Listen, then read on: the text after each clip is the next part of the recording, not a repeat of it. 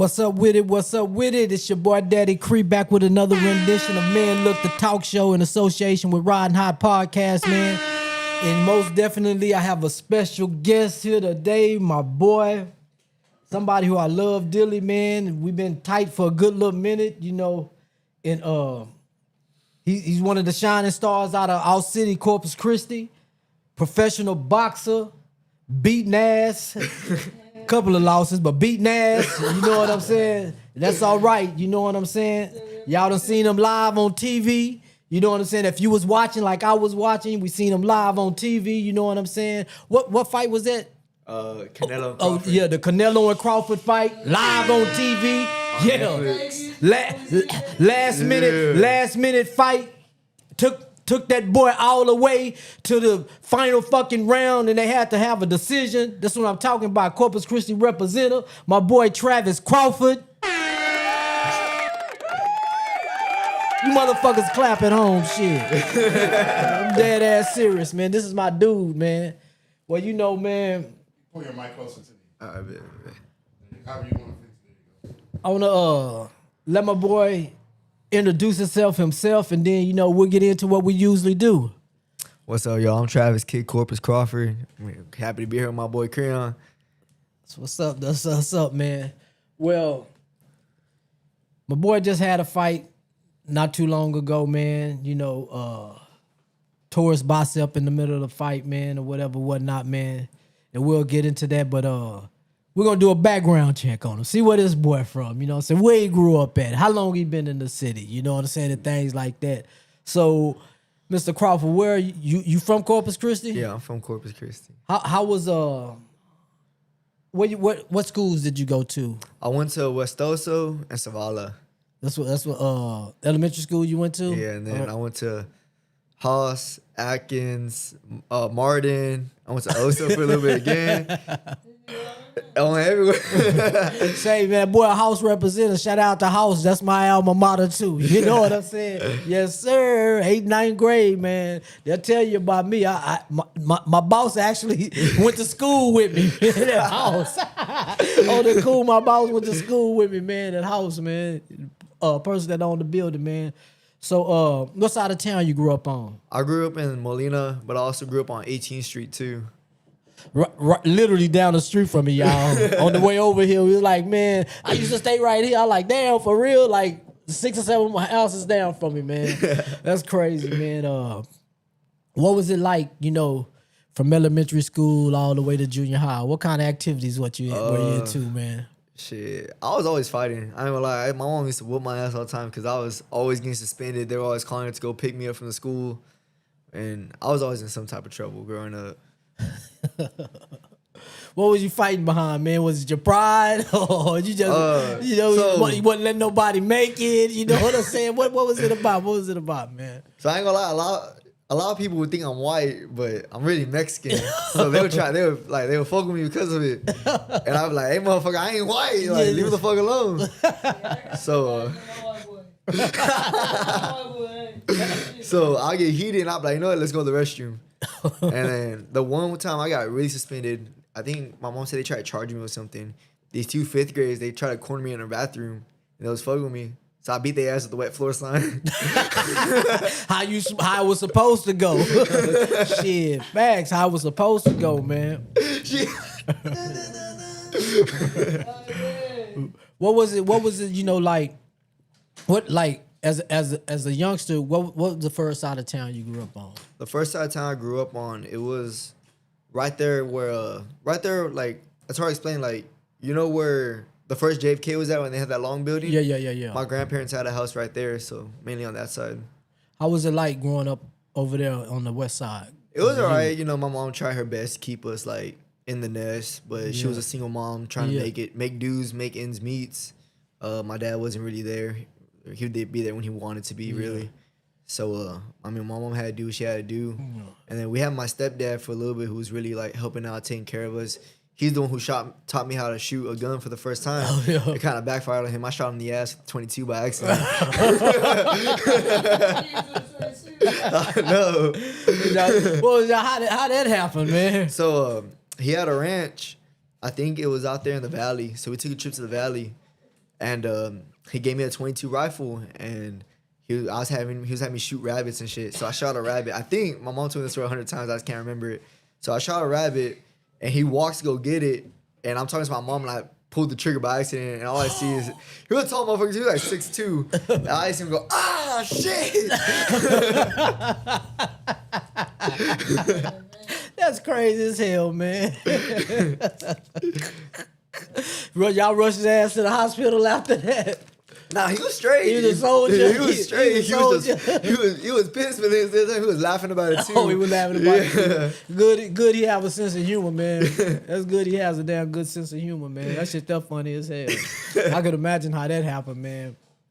And from like your early years of growing up, you know what I'm saying, until you hit junior high, you were still in the West Oso area, in the area over there? So I was in the West Oso area up until 6th grade. And then we moved to Houston. I went to a school called Millstead Middle School over there for a little bit. And we stayed over there for about a year. And then we came back to Corpus, and that's when I went to Huss. And then something about my like the area. Yeah. So they sent me over to Martin, and I was there for all the way up until 7th grade. And I got into a couple fights there. How the fuck was you living in Martin District going to Haas? Yeah. Oh, my grandma had a house around there. So you was driving to the south side every day? Yeah, my mom wanted to get a better education. Yeah. I say I ain't gonna lie. When I was young, you used to go to like the like down there, what was it called, man? Like the school thing where you can go put in paperwork was right there on Leopard, right? Right. The administration office, right? So I went in there, got me a transfer, signed that shit, you know what I'm saying? Put on there, I just want to give my child a better education. Sign my dad name, and that's how I got that house, man. Sign my dad name. Say, I did that shit. When I got to junior high, that's how I got to Hamlin. Yeah. Instead of going to Winfield, all my niggas went to Winfield. I already know. You know what I'm saying? We already bad right here, bro. I already know. If I go to school with these niggas, man, I ain't gonna go to school. You know what I'm saying? So I did that, wound up going to Hamlin. I got into a fight on the last day of school and thought that, you know, the way I'm gonna get out of this is by going to, cause they brought me into the office right before school in and said, you're gonna be suspended. You know what I'm saying? When school starts, right? So I said, bet, that's at Hamlin. So I went and did that, filled out that transfer to go to house. Nigga, on the first day of school, I get the house, bro. Yeah. The principal that was fucking at Hamlin, that nigga got transferred to house, bro. Man, look, boy, he first, man, as soon as he seen me in the hallway, Creon, get over here. You know what I'm saying? I was suspended for the first 3 days of school at house, man. I couldn't believe that shit, man. Trying to be slick in a motherfucker. I was spending the first 3 days of school at house, man. That shit that was crazy in a motherfucker. That's because the first 3 days of school is the best, too. Facts, right? No, facts. They ain't gonna really go to all them classes and shit, you know what I'm saying? You gonna try to move around, get to meet everybody, fuck with everybody, shit like that. Man, I got spending on the first 3 days of school at house, man, trying to be slick in a motherfucker. But that shit there was funny, too, man. There's a whole bunch of stories with that stuff, man. How'd you get caught up? But Somebody snitched on you? No, I don't remember. I think I got in trouble about something. And that's how they found out? Yeah, I think so. Because I was only at house for like maybe 3 or 4 weeks or something. Like maybe not even a full semester, not even a full 6 weeks. We was there for like 2 or 3 weeks, and then I was like, oh, I got to dip.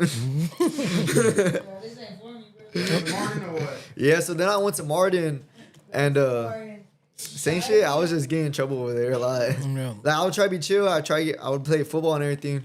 So I finished 6th grade year off there, and then 7th grade came, and I was on the football team. I was doing pretty good too, but it's stupid. I got kicked off. I got kicked off the football team for stealing a soda out of the cafeteria. I wanted a soda so bad. So many people grabbing them. There's too many people around for them to see me. So I grabbed the soda, and the principal comes. He's like, give me the goddamn soda. And then he walked me straight to the office, got suspended, and I got kicked off the football team. A motherfucking soda, my nigga. Hey, a motherfucking soda. You probably wouldn't be in Corpus, you'd be in football right now. Yeah. Soda. That mother, you know, He could have talked to you. He could have talked to you. You could have gave him a. You could have gave him a sad story. You could have talked to him. He could have talked to you. He could have gave you a sad ass. You could have gave him a sad story. You know, he could have paid for that shit and told you never do that shit again. You know what I'm saying? Now I'm over because the reason why I said that because I didn't make the basketball team at House. Niggas was too good over there. The white dudes and them half-breed ass niggas was too good over there, man. Shit. So the coach was like, well, Crown, just sell candy. You know what I'm saying? You come out here and sell. So that's what I was doing.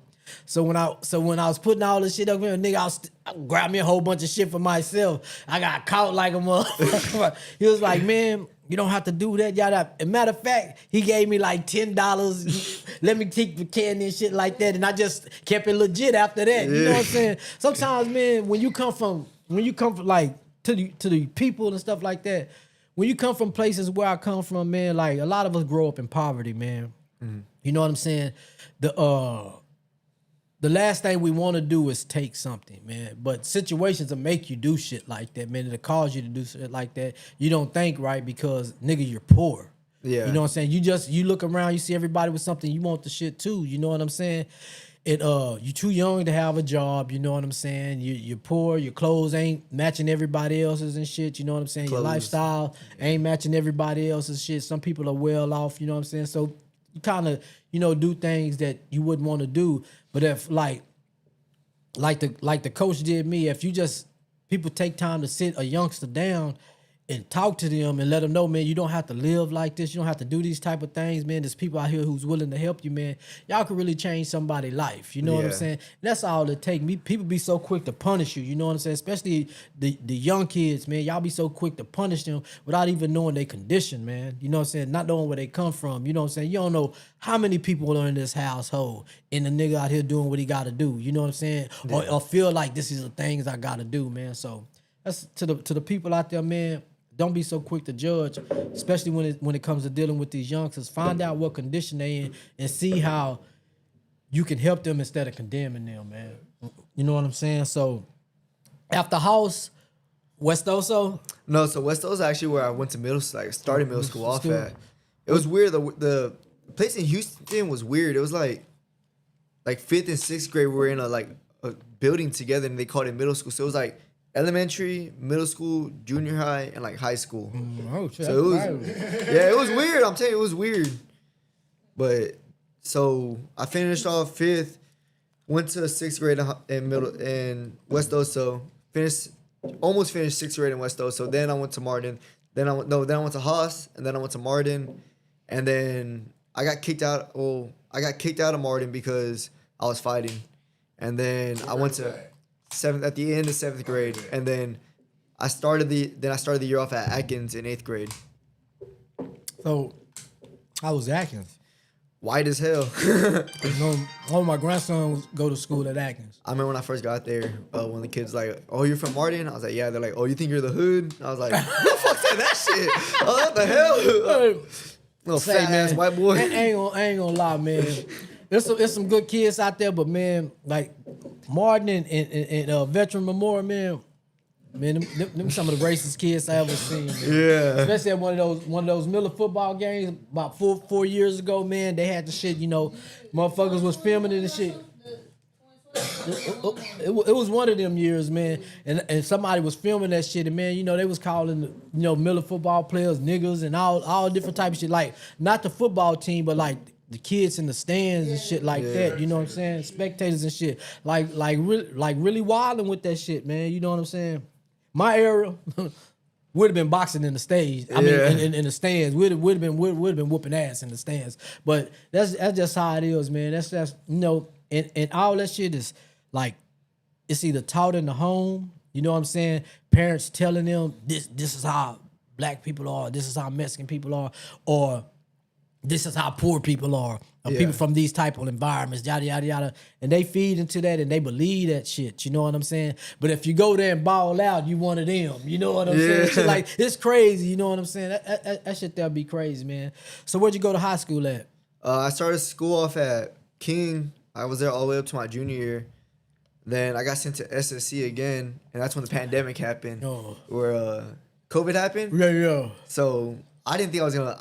They told me I was behind on credits whenever I was in a junior, so I didn't think I was gonna make it to senior year. Yeah. But then the COVID happened. Yeah. COVID happened. I got passed to senior year. Oh yeah. Yeah, and then I was like, all right, cool. And then I finished high school at Moody, but I didn't have enough credits, so I graduated from Coles through the summer. Oh, through the summer. Okay, cool. So you was in the hood. Yeah. You was in the hood of real going to school. You know what I'm saying? Salute because you didn't quit, bro. Yeah. A lot of Yeah. people would have been discouraged as fuck and just said fuck this, but you even went to Coles to finish Yeah, out. finish out. Yeah. Real shit. Real. Coles was clutch. That was my elementary school, man. I used to go to Coles in elementary, and I always shoot. I actually shot one of my videos in front of Coles, just what's one? I think it was Butterguts or something like that. It was one of those songs that I did. I shot that video right there, and just for because it don't function how it used to function. It's a different type of school, and I just wanted to.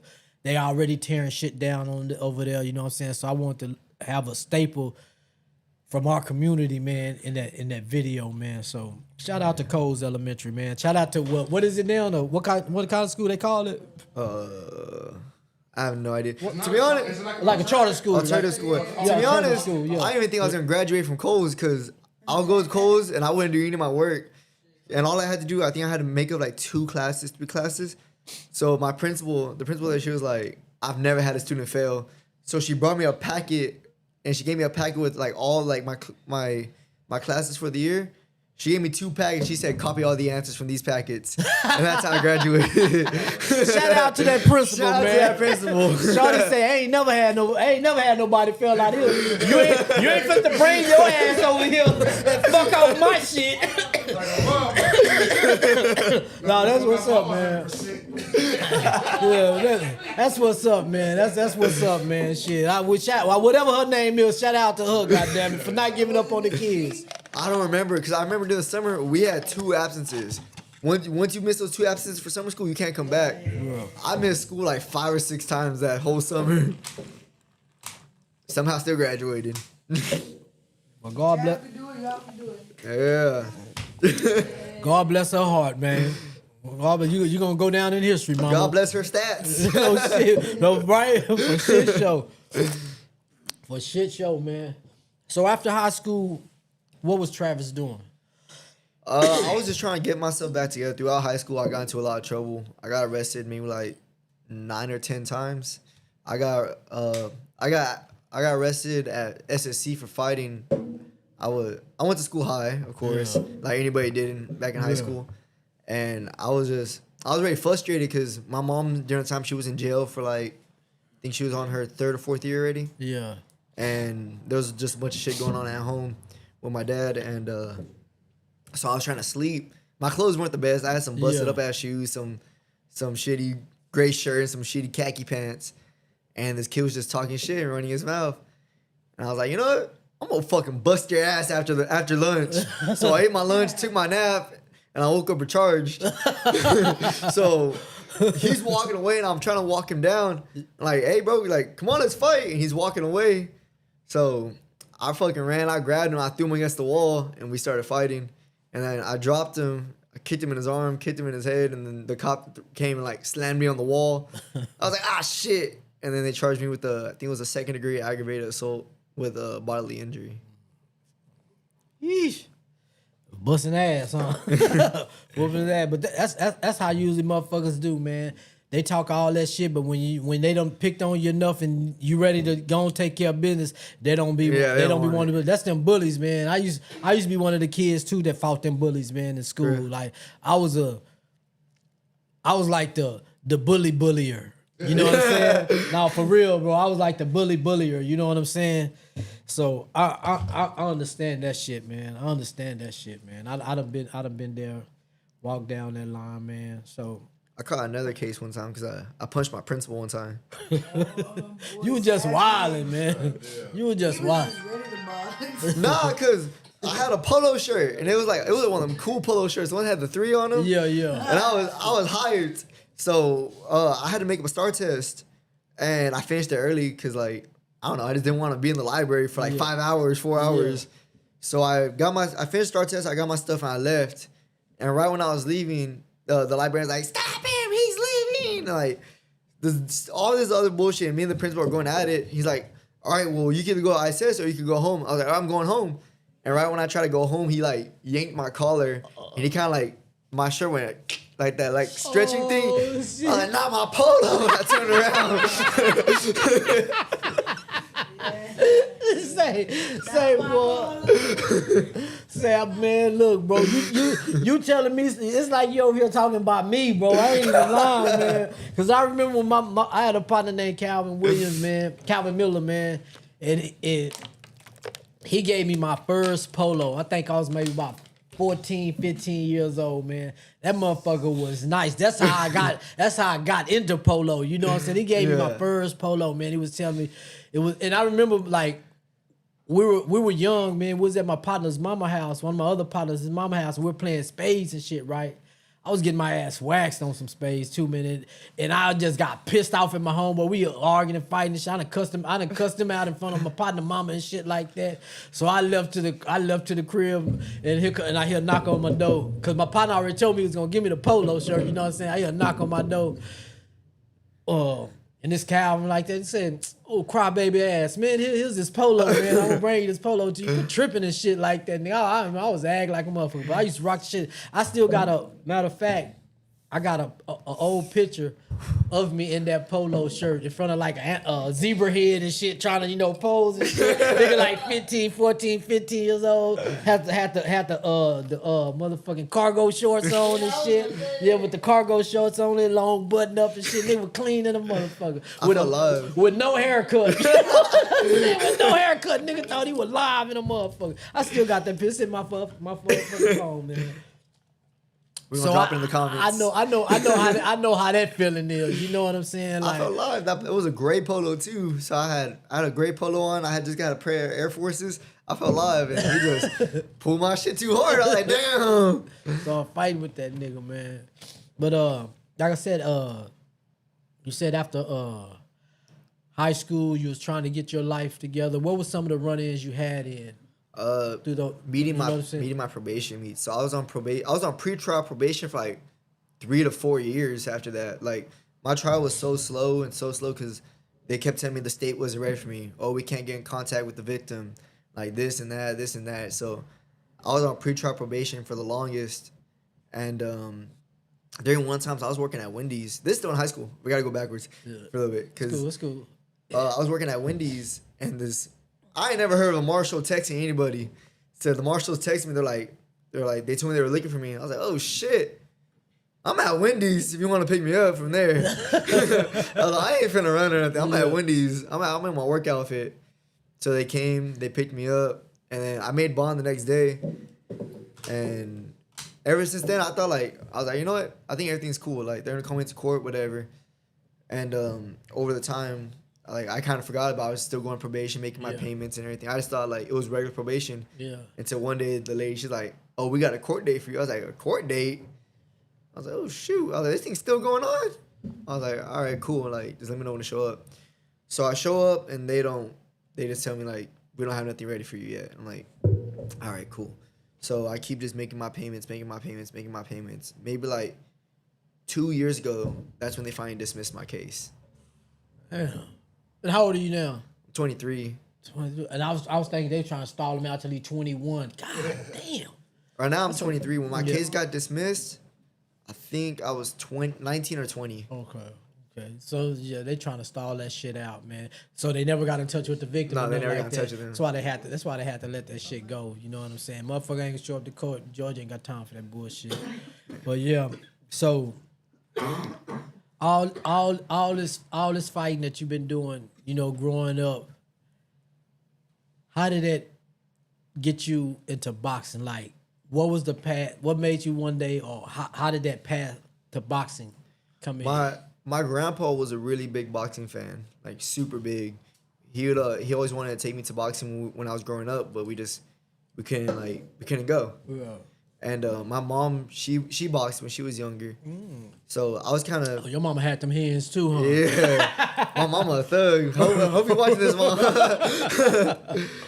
Was she a newborn woman? Yeah. That's But, good. That's good. Alhamdulillah. So all like my mom, she tried to take me to different gyms. She took me to Baltazar for the first time when I was like, I don't remember. That's the one that's right there, right? Right there by 18th Street. Yeah. And then we went to No Limit, and then I moved to Houston, and I started training at a gym called I think it was like a cardio one. I didn't look like a real boxing gym called Box Strong. Yeah. And then we realized Box Strong wasn't worth this shit, so then we went to Knockout Factory, and then we came back to Corpus, and I started training with Coach Renee at No Limit. Okay. And I was with him for a while. Then I went to CCPOA boxing. And then from there, I went back to No Limit. And then from there, I went to Elite in Ingleside. Shout out Coach Jordan, all his national champions. But all this time, you still hadn't had a fight yet, right? I was fighting. Okay. I was fighting as an amateur. Okay, man. And then when I turned 19, I was like, you know what? I'm going to go pro. And my pro debut, it was on Showtime. I found the Ray Vargas versus some other old ass motherfucker. Ray Vargas versus that Filipino dude. He's with Freddie Roach.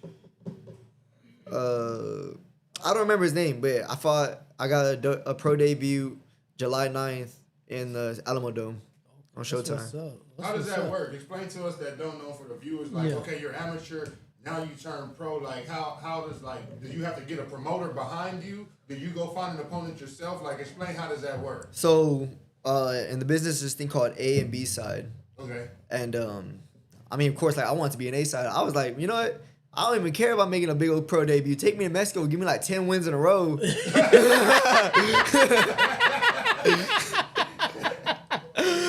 We tried that, but my PO said I couldn't go. So I'm like, so we get an A side opportunity in South Dakota, but it only pays like $250. My manager's like, nah, like, what we gonna do with $250?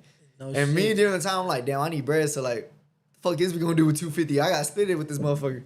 So that's the difference between turning pro from amateur is now you're gonna get paid. Yeah, now you're gonna get paid. Yeah. So you don't get paid for amateur already. This, I ain't gonna lie, I should have never signed with this dude. This dude was just money hungry, trying to throw me to the wolves. So we the fight gets messaged to me. They're like, hey, we got opportunity. You versus Xavier Bocanega. Very great fighter. I think he's like 13-0 now. What's it called? So I'm like, damn, like I'm starstruck there. I'm like, I'm gonna be on Showtime. I'm gonna be in the Alamo Dome. I'm gonna do this. I'm gonna do that. I'm gonna do all this shit. And I was so hyped, I forgot to train. They called me like on a 2 weeks notice. I was like, all right, cool. I got time. Yeah. I don't know what I was doing, but I wasn't going to go train. I was just running to lose weight. Yeah. So I showed up to the fight, and I'm like, damn, that motherfucker look good, actually. Hold on. He's hitting the mitts. I'm like, oh, shit, that motherfucker look like he got some power. So we weigh in. I make weight. And that's when I'm like, oh, shit.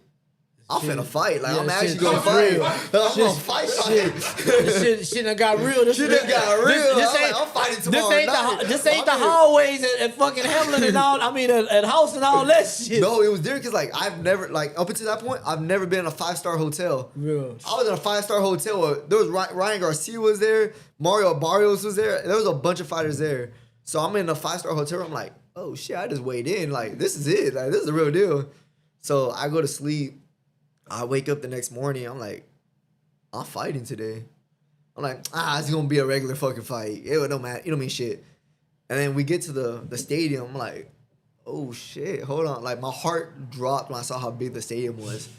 I was like, oh shit, that motherfucker big. You got nervous? I got nervous, and I walked in. I seen all like the big superstars. I saw Frank Martin, the one that fought Tank. He was fighting that night. I saw a bunch of them, and I was like, oh shit! So I was like all the sponsors and all that, all the big name sponsors and shit like that. They take us to the locker room, and I'm there like, oh shit! I'm like, what the fuck did I even get myself into? I'm nervous as hell. Yeah, this ain't no fucking hole in the wall no more. Yeah. And so they bring me out the gloves. I'm like, they bring me the gloves. It's my first time ever seeing a pair of 8-ounce gloves. I'm like, these motherfuckers little as hell. I put them on. I'm feeling my knuckles. I'm like, this motherfucker's hard. So I'm warming up, and they're like, they call us, and they're like, all right, the walk from the locker room to the entrance is gonna be about 2 minutes. I was like, 2 minutes? I was like, I ain't ever walked that long to a ring before. That was like 10 seconds in the amateurs.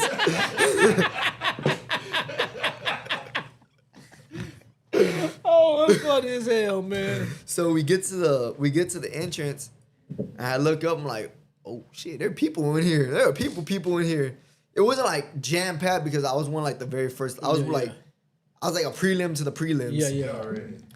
So I get in there and I do my walk, and I'm just like, motherfucker big, motherfucker empty, but he got people in it at the same time. Yeah.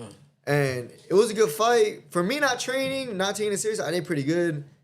And in the third round, he caught me with a good left hook, and it split my actual eyeball open. So they had to call the fight. Damn.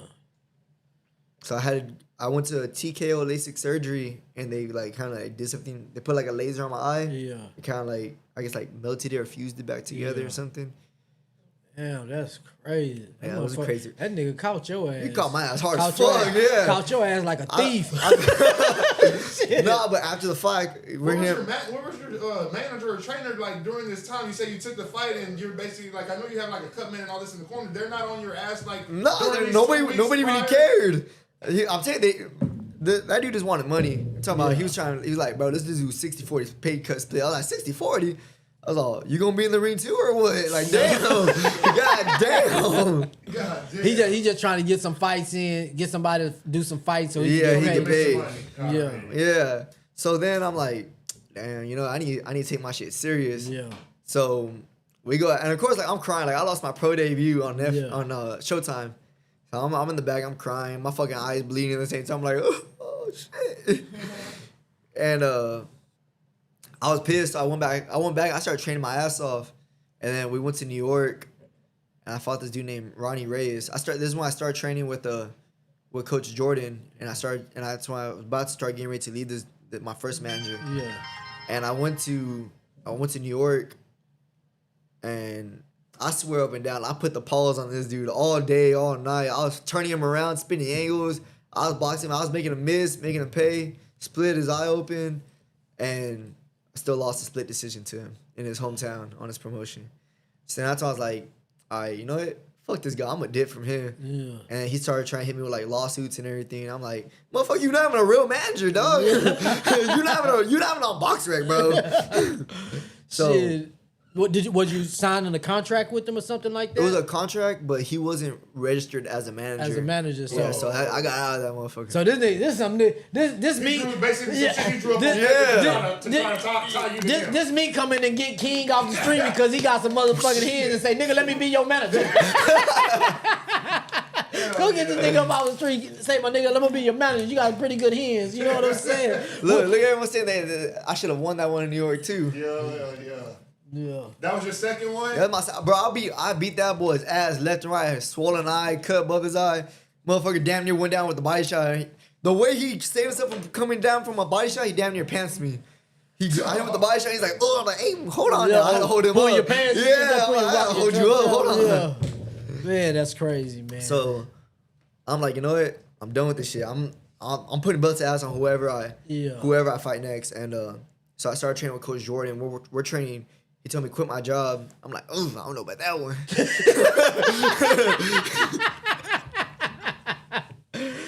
Sacrifices, like what they say, quit my job. Shit. I said, what the fuck you mean quit my job? How am I gonna get money? So he told me quit my job. Let's train 3 times a day. So for 4 months straight, 5 in the morning, 11 o'clock, and nighttime gym, training all day. And what's it called? We take a fight on a week's notice. I beat the fuck out of that motherfucker. Bad. I dropped in front of his son. His son was there looking at him like, damn, you just got your ass whooped, daddy. Look, hold on. I think I showed you this picture. You did some what was that? Not Bones Jones, but I seen from the MMA. What's his name? I know his name started with a A. Asanya. Yeah, Sonya. You see the little head right there by my Yeah. foot? Where was this fight at?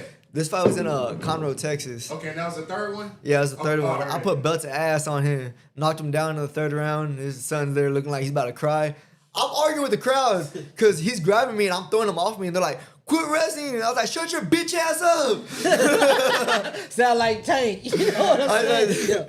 And then there's the only thing I was like, "Well, tell him stop fucking grabbing me!" Like I was getting hyped. Was with that the his crowd. hometown? Yeah, it was Oh, his shit, hometown. alright. My coach we get back to the corner. My coach's like, "You gonna get us killed out here, bro? Like, calm down." Oh, shit, but you whooped his ass. I whooped his ass. How many rounds y'all go? We won 4 and went to the decision. You went to the decision. But the crazy part was up until I met my girlfriend now, I wasn't a believer in God really.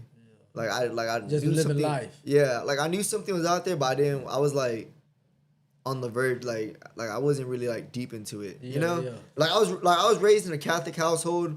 I think my grandma was a Christian. All my family, they believe in God, but Yeah. I was just kind of like Didn't have no relationship. yeah. So my first time I went to a church on my own. It was like 5:00 in the morning. I was like, "God, please help me make way, and please help me get this win." And I beat the shit out of that dude. And I was like, I did that on my own. But so me and Coach, we keep working together. We get a second fight, and my second fight, I want to say, don't textbook me on this one. I want to say I fought in Corpus Christi against a guy named Tyler Pacheco. And I was going through a lot of shit during the time. Me and my girlfriend at the time, we were arguing every day. I was doing stupid shit again. And You having to train for a fight at this and I time? having to train at the fight. I was drinking and smoking too. So You're acting like Mike Tyson now. like Mike Tyson, yeah. You acting like Mike Tyson So, now. Young four- Mike Tyson. 4 days leading up to that fight, I crashed my car into a fire hydrant. I don't know how, but I crashed my car into a fire hydrant. My car is fucked. My wheel axle's all broken. My frame's bent. I'm like, fucking shit. That fire hydrant not moving The nowhere. fire hydrant didn't move. My car was just fucked up. Well, I took the fire hydrant off, and that motherfucker moved. Did you think that would put the fight at risk? I thought so. So I was like, damn, I can't make it to the gym to train. So my girlfriend's mom at the time, she's driving me to neighborhood center where my other coach is. Yeah. And we're working. I'm getting my weight down. And I'm staying up till like 4:00 in the morning running in a sauna suit I was living on Easter during the time. I was running from Easter all the way to Ray and then back. And then I would come back and run from there all the way to downtown, back, just trying to shed off pounds. Yeah.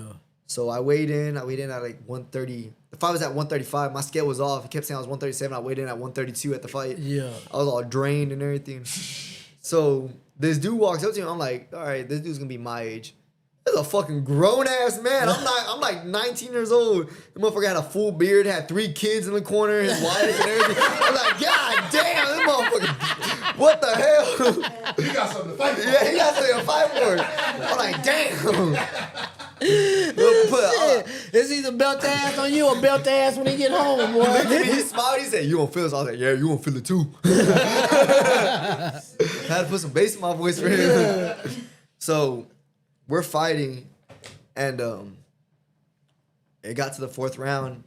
He headbutted the fuck out of me. I was like, "Oh shit, motherfucker headbutted me." So I take some time, and he throws a punch. I catch him with an uppercut.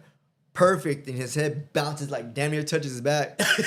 I'm like, oh shit, that was nice. and then I look at him, like I take a double take, he's all wobbly. I'm like, oh shit, let me jump on his ass.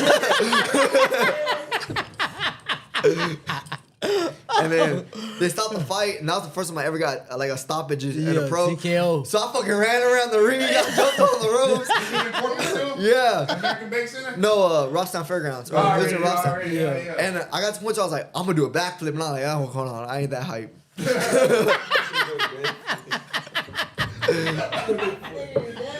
Hey, boy. That nigga say ain't that hype. Shit. Nigga fuck himself up. Nigga fuck himself up. Not top 10. Shit. That's funny as hell, man. That's funny as hell, man. That's funny as hell, bro. So then we go back, we're training 3 times a day, 4 times a day. I'm like, coach, I need a job. I'm sorry. So I started working at Brewster's on the south side. and then I'm back to back. Mornings. I'm working some morning shifts, and then on the weekends I'm pulling like doubles and triples. I'm trying to get some bread in my pocket. Cause I mean these fights were kind of paying, but they weren't paying. I was making like when I was getting some winning fights, I was making like at most I think up until I fought for my first like championship belt. Yeah, I was only making like $500 a fight. So I had to get a job. There weren't no fucking. You gotta break that down with somebody else. Well, no, my coach at the time, and I thank God for it. He wasn't asking me for he didn't ask me for no money. Because he understood how the game went. Yeah. And even though he was struggling himself to keep his gym open because he runs a non-profit gym, he trains all the kids for free. Oh. He was like, you don't got to give me nothing. That's the little money that you get in. That's a little help to help you out. Yeah. And I was like, man, coach, I appreciate you for really understanding it.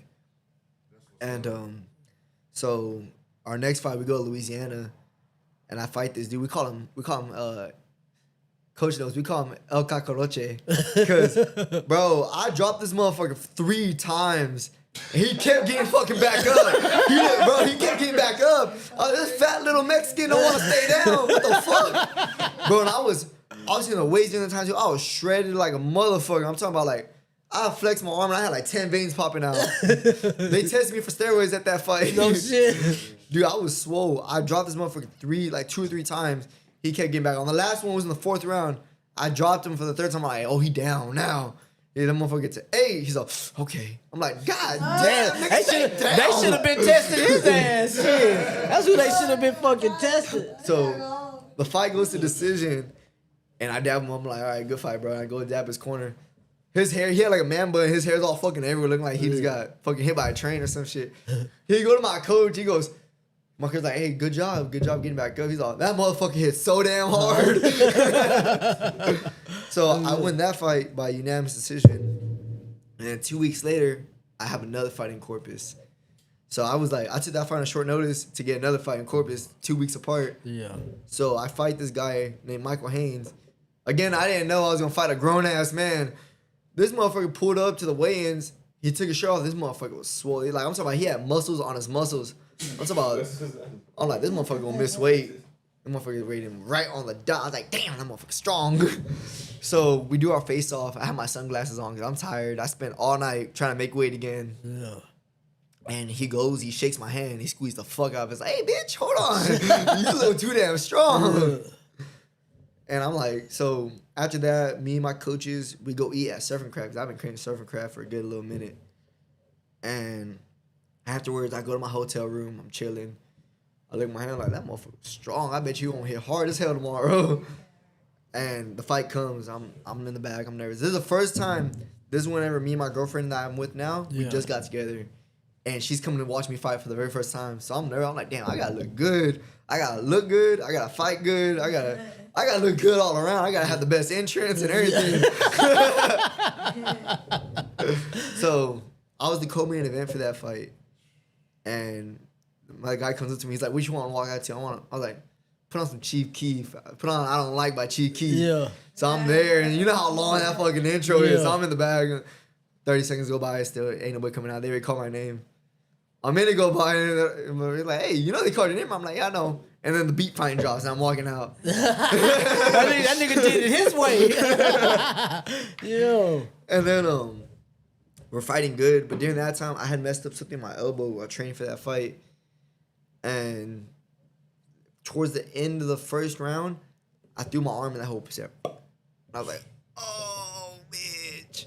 So my right arm's kind of like out of the question again. Yeah. So I go to the corner, I'm like, I hurt my arm again, coach. And I don't know what he did, but he made it feel better. I swear to God, there's a video of it. He did this. And started rubbing my arm. I think this is Mr. Miyagi. So I'm like, oh, fuck. So we're in the second round, and he did something. He fucking grabbed my arm, put him behind my head. It was about to put me in an arm bar or something. And the rest splits us up. We start fighting. And I hit him with the shot over the top, and I dropped one to his rib, and our was just.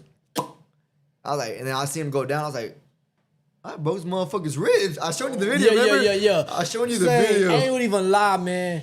you could see when he hit him in the rib how his shit went in, man. I was like, damn, man. You can literally see that nigga shit go in. Yeah. That shit was crazy. So I'm hyped. He's like, oh. I'm like, get up, nigga. I can hit harder. The rest like, get your ass back. Go to your corner. I'm like, no. Jump on the ropes. And I'm there like, I'm beat on my chest. I'm like, I'm gonna do the backflip. I'm like, no, hold on. You want to do the backflip so bad. I wanted to do the back because, bro, Tank kept doing the backflip. I was like, this is gonna shoot me up. And I was like, damn, but if I fail, this ain't gonna be the right thing. Yeah. So I was like, let me just go in my corner and dab with my coach. Yeah, that's crazy, man. So I get that win, and then I'm like the king of taking fights on short notice. Yeah. I get another call, and they're like, hey, we got this guy who wants you to fight. He's 14-0. I'm like, hell no. Bye. Bitch, I'm still prepping for this shit. What you talking about? So he goes, I come back, I'm like, hey, if you got any room in that card, put me on it. And like my team will find an opponent. We'll pay for the opponent. That's how you build your ranking up. Yeah. He was like, all right, cool. Like, we got you. And I'm like, shit. This is my first time since my pro debut. I'm going to go fight in a big-ass arena again. Yeah. So I'm like, ooh, I got to redeem myself. I'm in this arena. It was the Pain Arena in Hidalgo, Texas. That motherfucker's pretty big, too. Like that version of ABC Center. Yeah, just a little bigger. Already. So I'm hyped, and they give me this motherfucker named Jesus Maldonado. I'm not going to lie. That motherfucker has hit me the hardest I have ever been hit. He don't know how to fight. He's not a good boxer, but he'll swing on you, and you better hope you don't get caught by him. He done knock I think he had like 4 knockouts in a row during the time, and they were all prospects, like undefeated prospects. Yeah. I was like, damn. Caught nigga slipping. Caught him slipping. They were beating his ass the whole fight, and pop, fucking out. I'm like, damn. That's all it take, man. So I'm prepping for that fight, and he's like, hey, bro, I can't make 135. I'm like, fuck, what can you make? I can make 144. I'm like, 144, motherfucker, I walk around at 146. I'm like, damn. So he's like, well, that's the only way we can do it. And like, we already paid him during the time. Oh, shout out to everyone who helped me get that fight. Because that fight was a $2,000 fight. And I ain't had no $2,000 to my name at all during that time. Man, you got to explain this to us that don't know. Because I'm You break trying it to. down because you know it, but us that don't know. So you say your team, okay, so your team is paying you $2,000 and you got to break bread with this dude, or how does it work? No, Like, so I where bought. does the $2,000 come from? It's like I bought a slot for like to fight on the card. Like I bought like, I guess like I don't know how in rapping shows like do you like you yeah, you get pay for your slot. yeah, you pay for your Depending slot. on which slot you want. Okay. Yeah, so I paid for my slot, and they're like, "What? This guy wants $2,000." I'm like, $2,000 For the slot or the opponent? No, for the opponent. Thank They God match- that. So you buy the slot and they match you with an opponent, or you buy No, the slot and you still so got to find your own opponent? Usually you buy a slot, but the promoter he fucked with me, so he didn't charge me for a slot fee. Okay. All I had to do was pay the opponent's purse. Okay, bet. So he's like, they want $2,000. I'm like, $2,000 in 2 weeks? I was like, damn, I work at Brewster's, bro. So I'm hitting up everyone. Like, hey, sponsor me $500, sponsor me $200, sponsor me $500. I'm so thankful. I had one of my cousins, James, he came in clutch. My cousin Crystal came in clutch with the $100. Myers Oil Company came in clutch. A bunch of sponsors came in clutch, and I got the $2,000 I needed to get to that fight. That's what's up. Pushing Plates, a Corpus brand for workout gear. Yeah. They came in clutch. They bought me my shoes. They bought me some gloves. Everything I needed for the fight to go into. Then they even gave me some money on top of it to go pay for the purse. So I was like, man, thank God. So I was like, nah, I gotta win. I can't get knocked out. I'm 2K deep in this motherfucker already. Okay, so pause right there. So you 2K deep. If you win, do you walk away with $1, or this is just to build your credit? This is just to build my record. Okay, I walk. so I you fought for free. You're paying Yeah. Jack. You're paying him to build your credit up. Okay, Yeah. I feel you now. That motherfucker was not trying to build my credit. The first punch, we touched gloves. The first punch he throws, I'm like, oh shit, motherfucker, through that whole heart. I heard it. It said, I was like, ooh, But at the same motherfucker. time, he's trying to get paid, but still build his credit Yeah. already. So we're bumping it for. Usually I box circles. You see me fight. I try to box circles around people. Yeah. Technique went out the fucking window with this motherfucker. We was everywhere fucking throwing slugs. That was just I was fighting. like, damn. I was like, let me turn So, this angle. so you was back in high I school was, and like, I was shit. throwing slugs. I was doing combinations, trying to move, trying to box. But every time I throw my jab, he freaking boom. Like, oh, motherfucker, hold on. Jab ain't gonna work today. So everything was just left hook, right hook, uppercut. Like I was like a kid spamming buttons on a controller. I sound like what was it? Knockout. Remember knockout? Left, right blow, body blow, left, body blow, body blow. Sound like that. So I was doing everything in the book, and third round comes, I land a shot. Valley Mexicans, y'all got some fucking hard ass heads, bro. I hit him right in his head, and I heard it. I'm like, oh bitch, my hand stings the whole way down, all the way to my elbow. I'm like, coach. He's like, what happened to your elbow? My hand. He's all, bite down. I'm like, oh shit. What you mean bite down? What you finna do? He's like, just bite down. And I was like, all right. So I'm trying to move with one hand only. And what's it called? I'm like, fuck it. So I'm throwing my hand to the point where my hand's like buzzing. And I was like, nah, I know what he meant by bite down. Yeah. And we go to the judge's card again, and I won by unanimous decision. Ooh. So that was my first time winning a big fight in an arena. And I felt so hyped. I went to my girlfriend at the time. I was like, yeah, I'm him. You don't know. That's what's up, man. That's what's up. Shit. I said girlfriend at the time, like I'm not still with her. Yeah, that's what's up, man. That's what's up, man. That's what goddamn me up, man. So how much longer is the next fight? No, facts, right? Yeah, I'm trying to run down the line with it too. So I want to know what all these motherfuckers about. So I fought Jesus Maldonado after that. I think I was 5-2 during the time, and then the big fight comes on, the one at the American Bank Center, and I'm like, damn, the American Bank Center. I'm like, I'm finna. First one. I'm like, I'm the co-main event. Oh shit. And I'm feeling hyped. I'm telling everybody, but I'm the co-main event. I'm getting hyped. And this is a big promotion, a big promoted fight too? This is the promotion that had signed me. Okay, they were called Pound for Pound Entertainment. Already. And so I messaged Cash, and we start collabing. I'm like, bro, walk me out. Or he called me, he told me something about music, and I was like, you want to walk me out? Like, I'm down. Let's do it. So he walks me out for that fight, and I'm fighting for a belt. I'm fighting for the ABF West Atlantic title. And I'm hyped. And during that time, I forgot what was going on, but I missed weight. And I got fined, I think it was $1,000. And I was like, I ain't got $1,000 on me, bro. So I called my cousin. I'm like, hey, cuz, what's good? What's poppin'? And I'm thankful he paid my fees. He bought $3,000 worth of tables and everything. Oh, yeah. And I was thankful. And I was like, damn. And so I'm chilling, I'm relaxing, and then the fight comes. This is when I fought that black dude from Louisiana that had the dreads. You were there for that one, right? No, I wasn't there. Oh, well, Cash walked me out, and I'm hyped. Cash is my son, just to let y'all know. Shout out Cash. Shout out the Minky store. Goddamn right. Cash Money Vibes, bro. My boy. Right. So I'm calling Cash. I'm like, bro, I'm fucking hyped, this and that. He's all, pull up to the store, brother. I got a surprise for you. I pull up. He gave me some Supreme Forces. I like, damn, this is my first ever Supreme item. Yeah. I'm hyped. I got Supreme Forces. He gave me a bag full of clothes. He's all, you can wear this after the fight. He's like, if you want, you can wear this and that. I'm like, bro, I got like 2 bags worth of clothes. I'm like, bro, he a real one. What the hell? Was them the ones I did the shoes for you for? Yeah. Remember, look, he gave me some shoes. These motherfuckers had been through fights. For real, man. They had been through fights, man. I was like, when I got them, I was like, yeah, I do them. But I ain't know what the fuck to do to these shoes, I ain't know what to tell you. Bottom of the motherfuckers was coming out, man.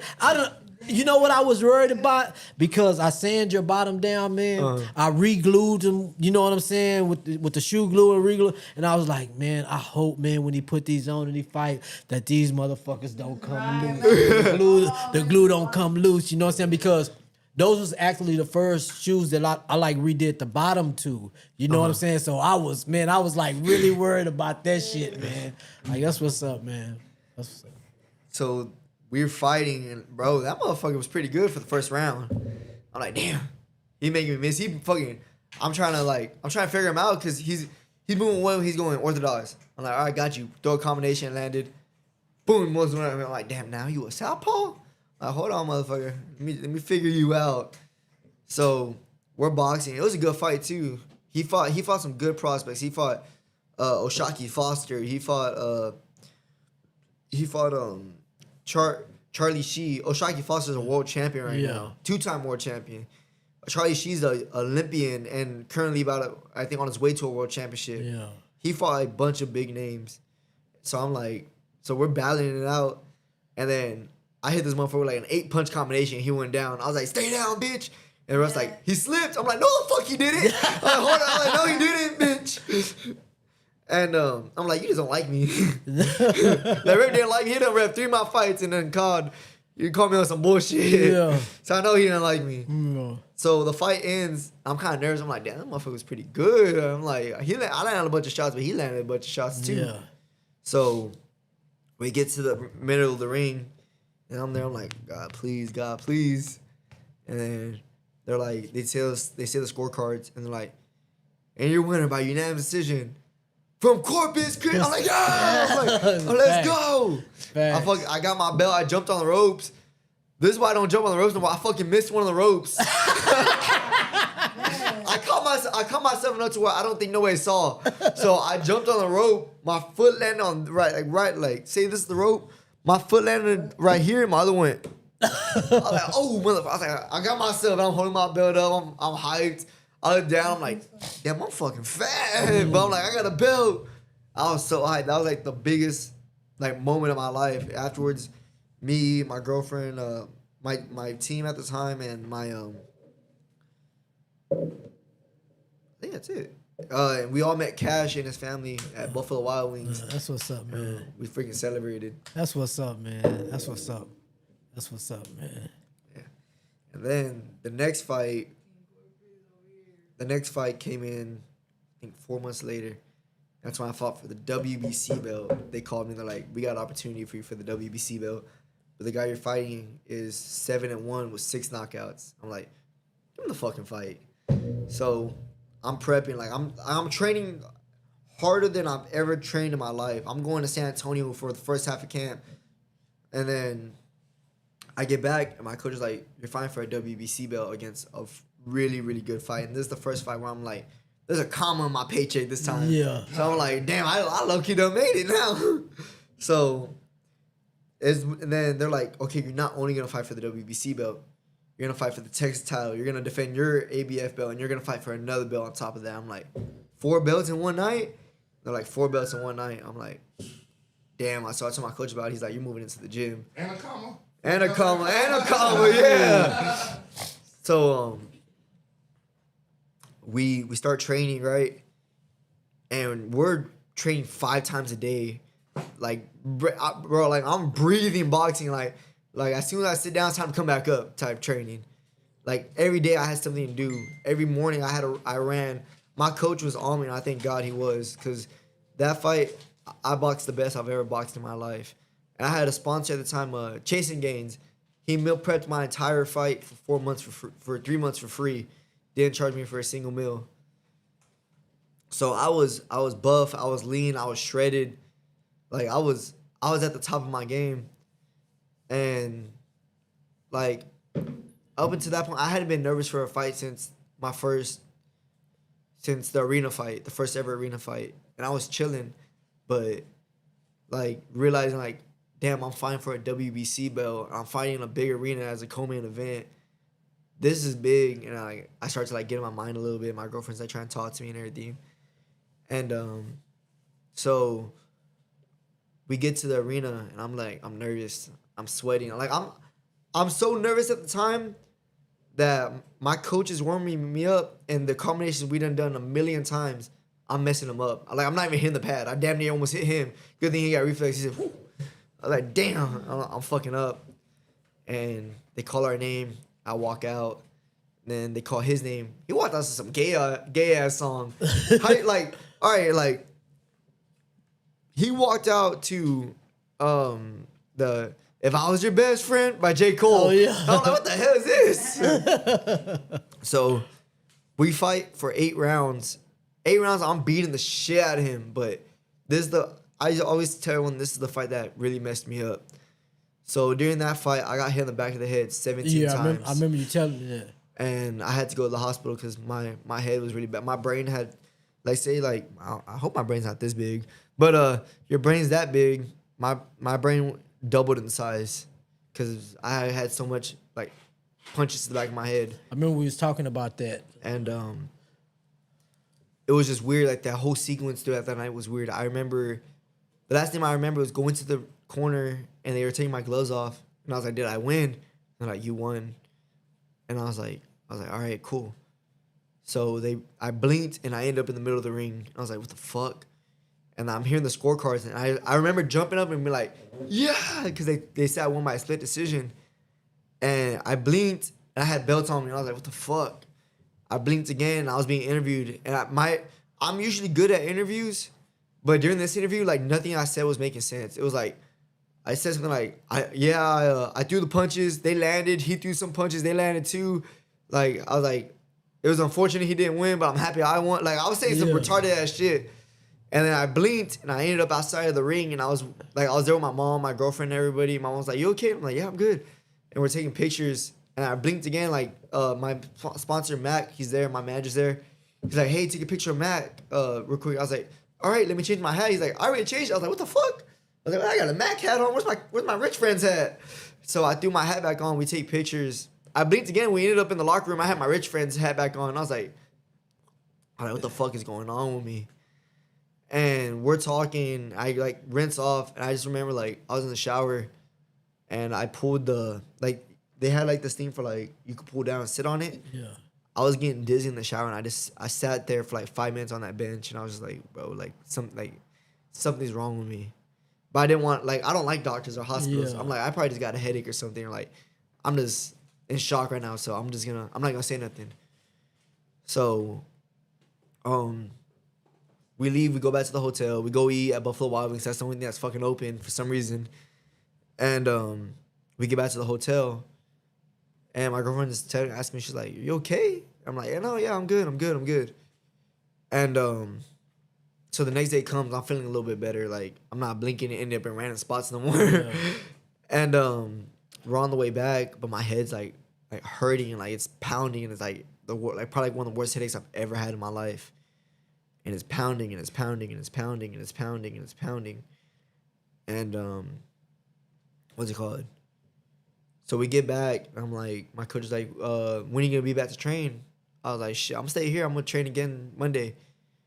The first time I trained, I couldn't even make it through the full session. The music and everything was just hurting my head so bad. I went home that night, and then I walked outside the very next morning, and the lights were just too bright for me. My phone was too bright for me. The TV was too bright for me. And then just sitting in the dark by itself just was hurting my head. So I went to the hospital, and I got a bunch of tests ran on me. They told me I think it was a major concussion. And I still had like lumps and bumps all on the back of my head and everything. So I took a 6-month layoff without no training or anything. And I think that fight is the one that kind of messed me up, because after that fight, my fighting style kind of changed. I was a little bit more nervous to gauge and throw more punches and combinations, because every time that he would hit me in the back of the head, the referee would be like, "That's your fault. You went in." I'm like, what the fuck? Like, I'm going this way. He's going to hit me right here, not back here. Or we would tie up. We end up tied up, and he just like do quick punches to the back of my head. And he only called the punches on him like one time out of that whole fight. That was a referee that was always a dick with you? Nah, this was a different referee. He's the same referee that would ref. He refed Amanda Serrano and Katie Taylor's fight. Yeah, okay. So everyone already knows that referee's not worth shit. Yeah.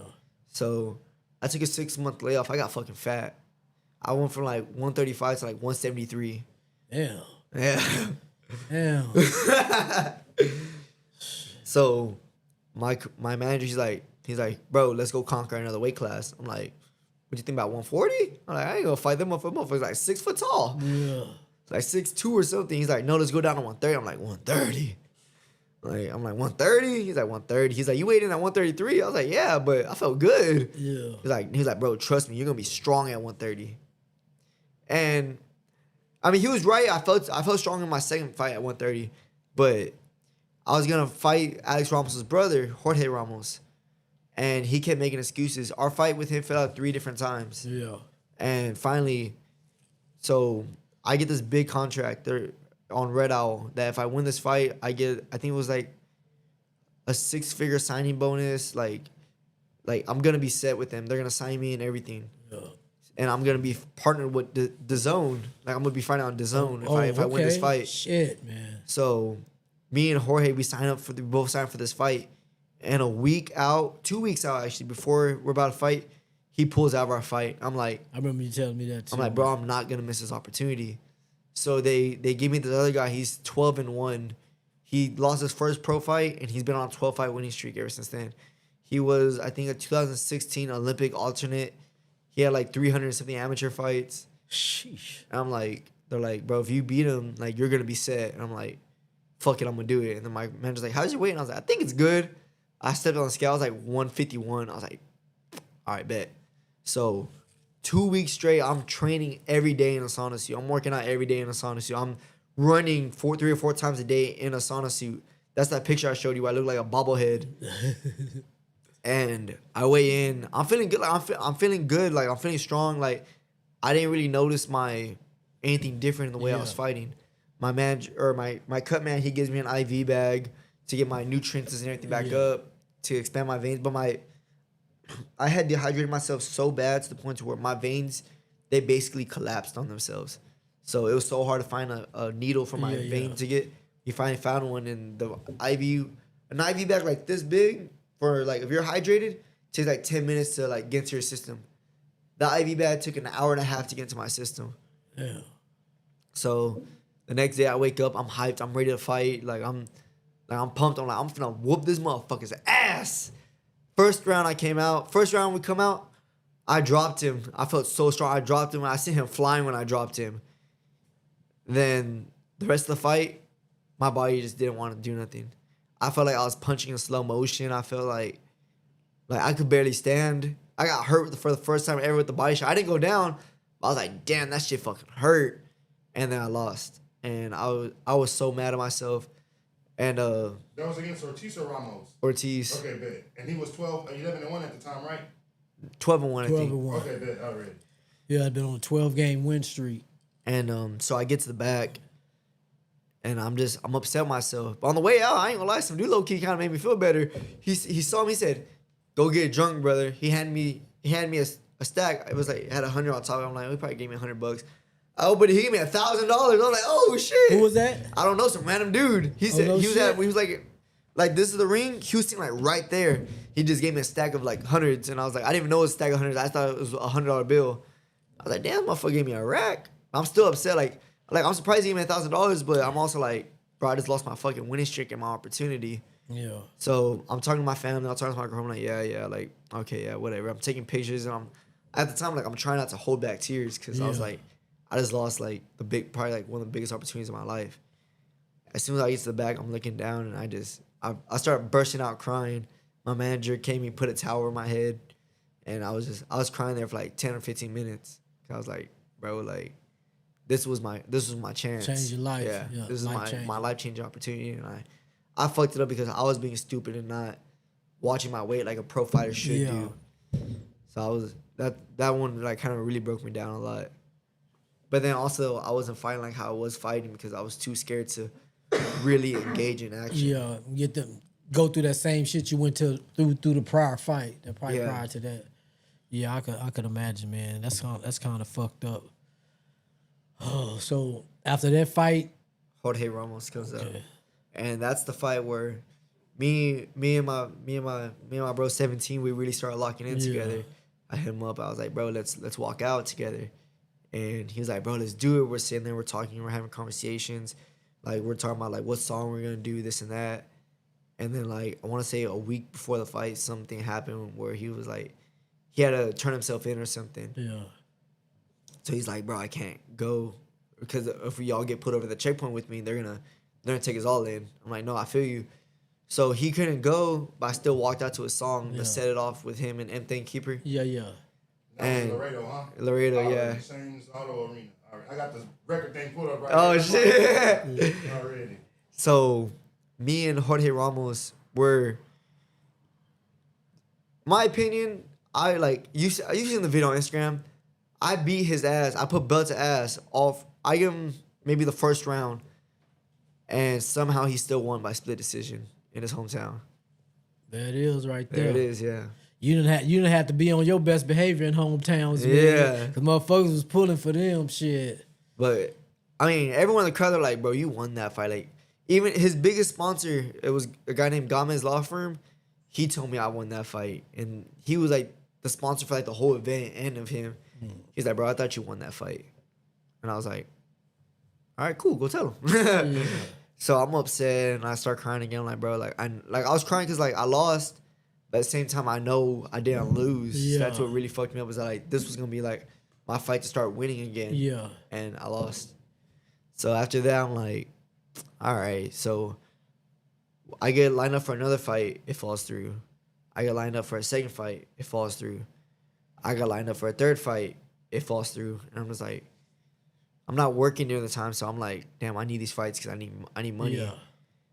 And I'm like, bro, what am I doing with my life right now? Yeah. I'm just sitting here waiting for a call that's probably not gonna come. So I started hanging out with my brother-in-law a lot more, and he had just got out of the army, and I was like, I'm gonna go to the fucking army. Fuck it, I'm going to the army. That's when I bumped into you at the fucking gas. Yeah. The stripes right there. And you told me you was getting ready to go to the military and shit like that. I was like, what the fuck? You know what I'm saying? Because boy got hands, you know what I'm saying? And I'm I'm one of your biggest fans. I'm gonna shout your shit. I argued with a motherfucker on Facebook talking about I'm like, no, bitch, you get in the ring with him. You know what I'm saying? I'm going off on this motherfucker. You know what I'm saying? Bitch, you get in the ring with him. You sit here talking all this shit right here. I guarantee you ain't got no hands. What you want to do? You know what I'm saying? Shit like that. Yeah, one of your biggest fans, man. Like for real. So go carry on. So I'm like, all right, coach. Like I go to my coach, that's my manager, and I'm like, okay, cool. Like we respect your decision. And I'm like, you know what? I want to get one more fight in. And then the recruiter's like, well, we can ship you out by September. I'm like, but I want to fight in September. They're like, no, we're gonna ship you out in September. I'm like, okay, I guess I'm going in September. And I take my ass there for the first time. I failed it. This is a big key factor. I feel like this is what messed me up. You gotta get a 31 on the ASVAB to pass. I got a fucking 17. all that fuck school shit. Yeah. I done came back and bit your ass. So I'm like, damn, am I retarded? So the second time I go back and I take it again. The score to pass is 31. I got a fucking 30. And I was like, bro, what the fuck? So the third time I take it, I'm like, I gotta pass it this time. This time, like, I told him, like, yeah, schedule me the ASVAB, but I had a bunch of shit going on. I didn't study at all. I studied for like an hour before going to the ASVAB. I said a prayer, and I got a 65. I was like, damn, I should have not been studying this whole time. But I was like, thank you, God. At the same time, I called everyone. I was like, I passed. I fucking passed. And I'm doing all of this, and my crew's like, bro, come to the office first thing tomorrow morning. I'm like, bet. So I go there. I'm like, when you send me the maps, when you gonna ship me out? He's all, you got a criminal record? I'm like, yeah. He's like, all right, we got a bunch of waivers we got to fill out. So that messed me up for leaving in September. And then the government shut down. Yeah. And then even right now, we're still waiting for the aggravated assault charge to get cleared get waived off. But I got to find the Canelo fight during that time. Yeah, September came around. Yeah. So all this shit that was going down with the recruiter, this was early September? Yeah. Okay, so then late September, how does this come? Yeah. So I'm fishing. I'm in the middle. I'm throwing my line. I'm popping it. My manager calls me. I'm like, fishing right now, bro. So he calls me again. He's like, bro, call me ASAP. I got a big opportunity for you. I'm like, you want me to fight? I told you I ain't fighting. He's like, you don't want to fight on Netflix? What's up, bro? What's the move? I'm like, who we fight? He's like, we're fighting Muhammad Ali. I'm like, this fucking towel head motherfucker, put it on, let's go. And I'm hyped, but I took the fight on like a 2 weeks notice. So I'm there, I'm busting ass, training every day in a sauna suit. And then my manager's like, you're coming to San Antonio. I'm like, we leave the fight in 4 days. You can't tell me this like 2 weeks ago or something. Like when we first got told about the fight. So we're there. Thank you to him and his wife. Just time I didn't have a car. When I was in San Antonio, he gave me a place to live. His wife cooked for me every night and morning, and he gave me a Tahoe to drive around.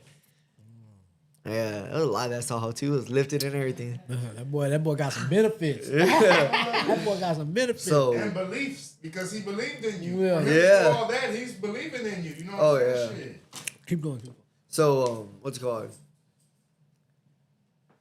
We're getting ready for the fight and everything, and I forgot what I was gonna say. They said y'all make so what did you have to go to San Antonio for? What was Oh, the I was training. Yeah, that's what we're talking about. I was training and I was cutting weight there and everything because they want to make sure like my meals were right to lose weight. Alright. They want to make sure I was training like every day, like really getting into it. Already.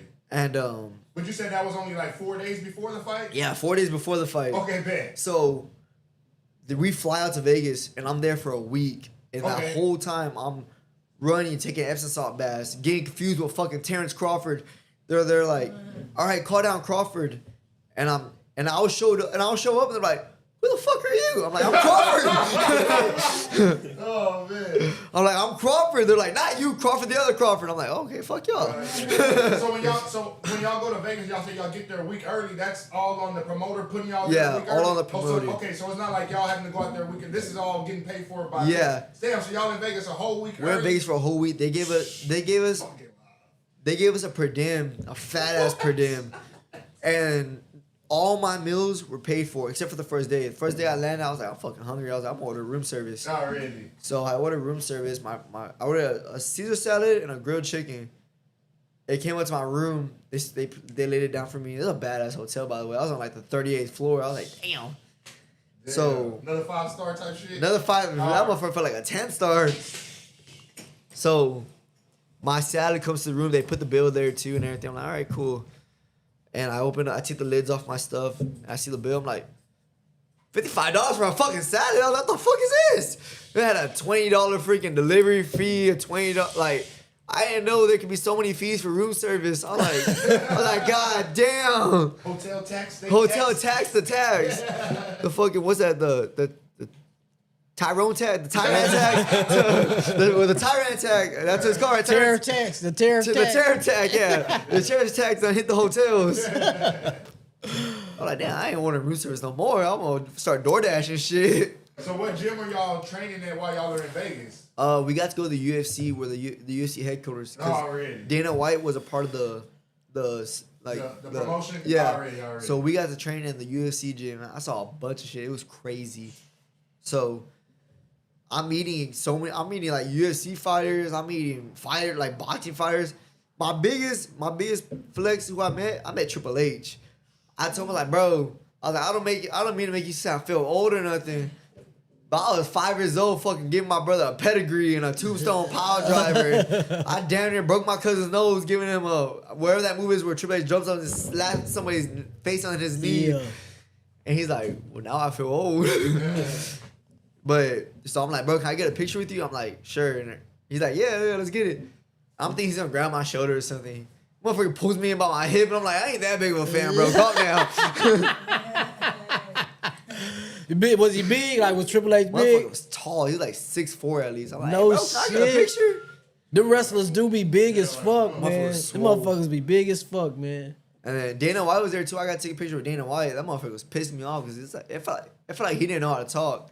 Every sentence started and ended with the word He'd be like, yeah, or he'd be like, yeah, so everyone is gonna be here tomorrow morning at like, damn, what the fuck's wrong with you?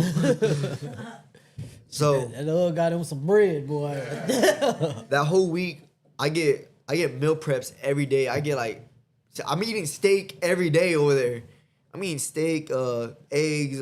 They made me some protein cheesecake. They're like paying for everything for me to be there, and like I'm hyped. I'm like, oh motherfucker, I done put in the work. I'm ready to fight. Right when we get to the arena, the commission comes up to me and they're like, we need you to take out your contacts. I'm like, I'm like, the fuck? Yeah, I remember you told me that. Because I think, if I'm not mistaken, we were texting each other or something like that, and you had told me that shit, man. And I'm like, the fuck you mean you need me to take my contacts? I made a Facebook post about it too. Yeah. And the commission came to me and they're like, we need you to take that post down. I'm like, what? I'm like, what the fuck? I'm like, how y'all see that hoe? So they made me take my contacts. My manager's like, just go act like you're gonna take them out and just put them back in, put them in a bottle. I'm like, all right, I'll go take him out. The lady follows me to the restroom. I'm like, oh, I'm gonna use the restroom first. She's like, that's fine. I'm gonna stand out here. I'm like, oh shit, goddamn bitch. So I get out and I'm like, oh, I flushed him down the toilet. She's like, let me see your eyes. She flashed the light in my eyes. She's like, yeah, I need you to take out your contacts. So they watch me take out my contacts. They put it in a Ziploc bag and they walk away. And I go back to my locker room. I'm just sitting there. I'm like, that motherfucker's got contacts on. Yeah. I was like, I don't mean to be a snitch, but he got fucking contacts on too. Shit, y'all gotta make this shit fail. Shit, fuck that. They're like, no, they're like, he's fine. He's got a prescription. I'm like, I got a prescription too. I'm blind. And they're like, no. And I'm like, so I'm just sitting there. I'm like, oh, I can't fucking see. Like, I'm already in my mind, like, I can't see. Like, my vision is so bad to the point where, like, you're standing in front of me, right? Like, you're sitting across from me right now. Yeah. I wouldn't be able to fucking see you. Like, you'd be just you'd be a blur. Yeah. And I got astigmatism and I got 2 different prescriptions in my eye. So what was the reason for them to make you take your contacts out? I don't even know. They didn't give me one. You had a prescription for your contacts at the time or no? No, yeah. Every fight leading up to that fight, I fought with contacts on. All the commissions in every state. Was this some part of Netflix or some bullshit? Or I don't know. They don't even know. I don't know if it was just like a Vegas thing or what, but if it was a Vegas thing, they would have made the other guy take his contacts out too. So I'm like, I'm already in my mind. My manager's like, all right, let's warm up. He's all, throw a 1. I'm like, I didn't hit that motherfucker. I was like, I swear it was closer. And I'm like, I'm already tweaked out. I'm like, fuck. So I get to the ring. I'm like, in my mind, I'm like, you know what? Like, I'm gonna just work my jab. And I was like, half the time motherfuckers punch that jab in the air anyways. So I'm throwing my jab, and I'm like, cause I don't want to throw like a hook or anything that looks stupid on Netflix in that fucking air. Like, damn, who's this dumbass? Yeah. So, I mean, like right when I would get my eyes kind of like lock onto him to where like it was clear enough, there would be a fucking red blur in my face. I'm like, damn. So we're fighting. The 9th round comes, and I'm like, fuck it, I'm gonna go balls to the wall. And I let off a combination. I almost dropped him in the 9th round. No, I watched that fight. You took that bitch ass nigga all the way. Yeah. Took him all the way, bro. And that's like where my biggest commitment come from, man. Like, you took the fight on a late notice, man. You know what I'm saying? 2 weeks. 2-week late notice, man. And you took somebody who's big in boxing. Never lost a round. You know what I'm saying? Took somebody who was big in boxing and took him all the way to the end of the fight, man. And that was my biggest argument with this dude in the comments. You know what I'm saying? That was running his mouth. I'm like, bitch, he took the fight on a 2-week notice, man. You know what I'm saying? It took him all the way. He ain't fighting a fucking peon. You know what I'm saying? He fighting a real fucking boxer out here, man. You know what I'm saying? And for that, man, that's why he the Corpus Christi kid to me, man. You know what I'm saying? Because he done took so many fights on late notice, won some, you know what I'm saying? May have lost a few, and took a premier boxer all the way to the last fucking round, man, to where they had to make a decision. You know what I'm saying? In Vegas. On Netflix, nigga. You feel what I'm saying? Watch that bitch. You know what I'm saying? On the Canelo Crawford. You feel what I'm saying? You know what I'm saying? So that's some real shit, man, and you should be commended for that shit. You know what I'm saying? So I congratulate you, man. You ain't lose, man. You really put the city on the map. You know what I'm saying? And how was it after that fight? Oh, you know what I'm saying? That was crazy. My DMs was flooding. I had like 5,000 DMs from a bunch of girls. My girl was like, damn, man, I bet you like it.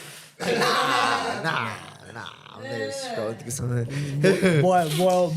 See that boy live on TV and Netflix and shit that you got to pay for. You know what I'm saying? Shit. Got to see that boy live. Yeah. I opened the TikTok. The first thing I see is an edit of me. I'm like, oh, shit. They're making edits of me, and there's AI pictures of me hugging girls and kissing girls. I'm like, what the fuck? I'm like, what the hell is going on over here, bro? What the fuck is going on? Oh, that's crazy. But it was pretty cool. It was funny. It was funny seeing my girlfriend get like jealous and upset. Yeah.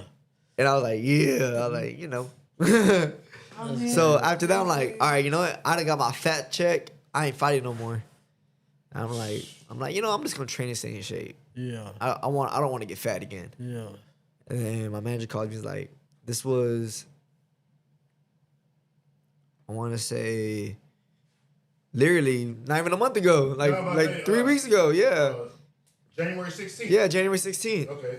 So when did you get word of the fight? I got 2026 or 2025? I think it was like January 1st. But my manager's like, bro, you can beat his ass. I'm like, oh yeah, I can beat this motherfucker's ass. And what's it called? At the time, that's when Anthony texts me. He's like, hey bro, let's go eat. I'm like, let's do it. And I'm like, oh wait, I can't eat too much. Like I got a fight coming up. He's like, nah, I feel you. And then he was like, let's go eat somewhere like decent where you can eat. And I was like, bet. And I got out of training and I was like, hey bro, I ain't gonna lie, like I can't make it. I'm tired and I got a long drive. He's like, nah, like I feel you, bro. Do what you gotta do. And I had just started my job at Scott's Electric also, so I didn't want to miss work also and be like, damn, like we just hired you and you're already missing, bro. Yeah.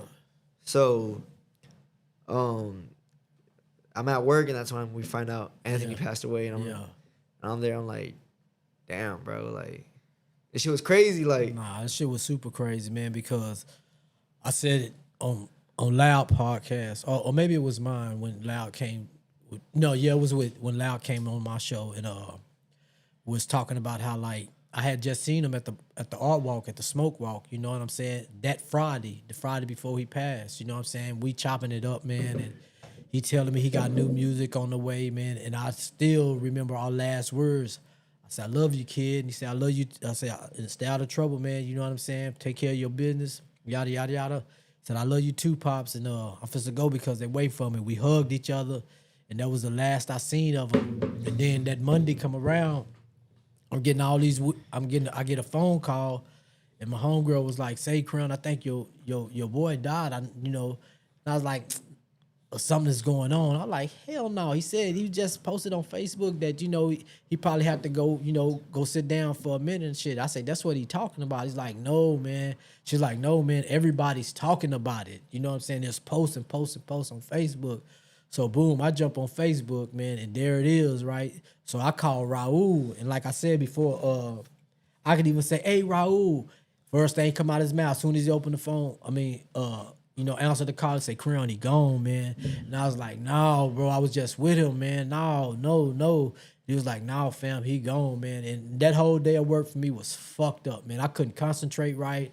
I cried 1,000 times at work, man, because Ant was somebody that I had gravitated to, man, because of the character he had, man. He was even though he was young, that nigga was a grown ass man. You know what I'm saying? Like for real, he been taking care of responsibilities since he was a kid, man. And we had a lot of talks, man. Like, one time he had just got out of jail and he had called me and it was like close to my birthday. Couple of years ago. It was close to that birthday, right? And I said, where you at? He's like, I'm at the crib. So I pull over there by Carol, pick him up. I say, bitch, we supposed to go out. You know what I'm saying? I'm gonna take you out. We're gonna go to the rooftop. You know what I'm saying? Yeah. He's like, OG, I ain't got no money. I say, bro, I called you and I told you I'm gonna take you out. We don't, people who love you, we don't worry about shit like that. We do what we do. Yeah. You know what I'm saying? So we actually went out to eat first at Bubba's, got a little faded there. And I was like, we supposed to go to the rooftop, you know what I'm saying? Don't worry about none of this shit, you know what I'm saying? So we go to the rooftop, we party like a motherfucker, we have a good time at the rooftop. I think I kept him out to like 4 in the morning. For real, I think I kept him out like 4 in the morning. I said, bitch, from here, go to the rooftop, we're gonna go to, what is it, the Social? I think we went to the Social. I got into it that night, you know what I'm saying? I ain't even supposed to be getting into it, but I got into some shit that night, you know what I'm saying? And that night is what put me on my path. That's why I'm walking straight. I don't even drink or smoke no more, man. You know what I'm saying? But that night, and that was with me, man, and on real nigga time, you know what I'm saying? Yeah. It was on real nigga time and shit like that. We stayed out for a little longer than that, man, till like I say, about 4 in the morning. I went and dropped him off at his crib, and about 2 weeks later, man, after that situation, he called me. He's like, OG, what you doing? I like, shit, I'm chilling at the crib. He's like, let's go to Bubba's, man. Let me take you out. You know what I'm saying? I like, man, nigga, let's go. You know what I'm saying? But I swear, bro, I love that kid, man. And then, his dad, Sal, he's like an extended family member. You know what I'm saying? Because he come up with my kids, them people. You know what I'm saying? And shit like that. He had always been around. You know what I'm saying? So, you know, when me and Sal finally got the it was at one of his shows. You know what I'm saying? And Ant had introduced me to his dad. And his dad like, "Say, man, you're Jasmine and Dominique's dad, right?" I'm like, yeah. He's like, "Man, you don't remember me, man? I was always around him, you know what I'm saying? From Priscilla and all that shit." I like, "Yeah, I remember you, man." I say, "You look familiar." I just couldn't put it in place. Cause shit, if I don't see your ass for 3-4 fucking years, that's a good possibility I don't remember you no more. You know what I'm saying? Yeah. If we don't have interaction all the time, you know what I'm saying? That's a good possibility I remember you. So I had shit, you talking about 20-something years ago, damn near 25 years ago. So shit, I don't remember him like that. You know what I'm saying? But every time he have a show, man, I'm there, and his dad's there. You know what I'm saying? So we always shit. Me and the pops be front row and shit like that. You know what I'm saying? So man, that was one of the most heartbreaking moments. I got my little part of his rosary, you know, on right now, man, that I got from the wake. You know what I'm saying? So it's my guy, man. I love that dude, man. I got the really rich tattoo. Yeah, that's what's up. That's what's up, man. So long live Ant, man. Long live 17, man. You forever in our hearts, bro. You're forever in our hearts. You're gonna always be in our heart, man. And I'm hoping that, like, you know, whoever got music of you, I don't give a fuck if it's old, it's new, or whatever. Just put that shit out there, man, so we can keep his memory alive, man. There's so many. So I was talking to one of his little homies at the wake, man, and I say one thing about dying, man, is that, like, you know, people celebrate you for a while, then life go on, man. You know what I'm saying? Life will go on, man. Yeah, smaller and smaller, and then before you know it, man, you know, it's something has to happen for your name to come up. You know what I'm saying? People go on with their lives and stuff like that. So, man, long live that brother, man. Love you for life, homie. Real shit, man.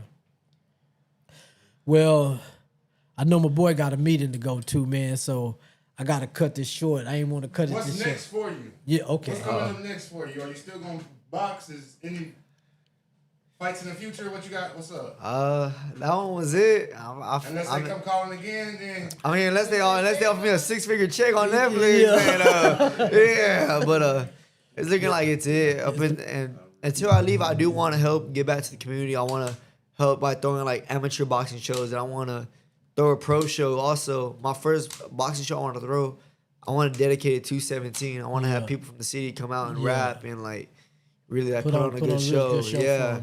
That'd be dope as fuck, man. So it's in the works right now. I'm getting all the sponsors. I'm working on talking to sponsors about it. We're gonna try to do it like in March. If I don't leave out by the date they gave me for the 10th ship out date, they don't give me already. But we're looking to do a show in March. Okay, man. So we got to keep that locked in on our calendars, man. You know what I'm saying?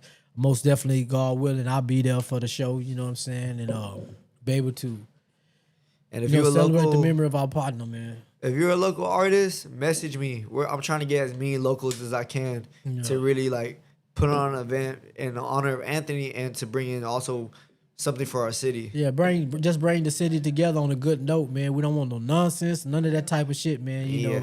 Just man, like you will get the paws put on you if you act up. And we just some advice you would give to a young up and coming local boxer. Yeah, stay on the right path. Really dedicate yourself to this training. Like boxing is one of those things that you got to be all the way in for. You can't be 1 foot in the door, 1 foot out the door, or you'll get hurt. Watch out for people. Most of these managers, promoters, they don't really care about you. They may say they do, but they don't. To them, you're just another paycheck. And really, if you have a strong connection with your coach, your trainer, stick with them and let them guide you because they really do know what's best. That's good, man. So with that being said, long live Ant, long live 17. We out. See you next week, God willing. Man Look, the talk show in association with Ridin High. Don't forget to tap in with Fat Man the Boss on what's this called? Sitting Down with the Boss, Corpus Christi podcast, Trill Talk with Johnny Delano, my boy Loudmouth, and even go check out El Vago podcast, man. They pretty live too, man. So that's what we doing. We supporting the city, man. Corpus Christi, stand up. All right. Y'all can follow me on Instagram at TravisC_361. There's a chance I'll follow you if I see it, but I ain't gonna lie, it's probably kind of low. 20,000 followers. I ain't seen everyone that follows me or that follows me. That's what's up, man. Peace, y'all. Thanks y'all for tapping in, man, with us, man. My boy Travis Scott. It's your boy Daddy Creed. Travis Scott. I mean, I said God Travis Scott. damn. My boy Travis Crawford. My boy Travis Crawford, man. That's it. That's because we was listening to him today at work, man. You know what I'm saying? That nigga been on my mind too, man. My boy Travis Crawford, man. One love, kid. Dog for real, man.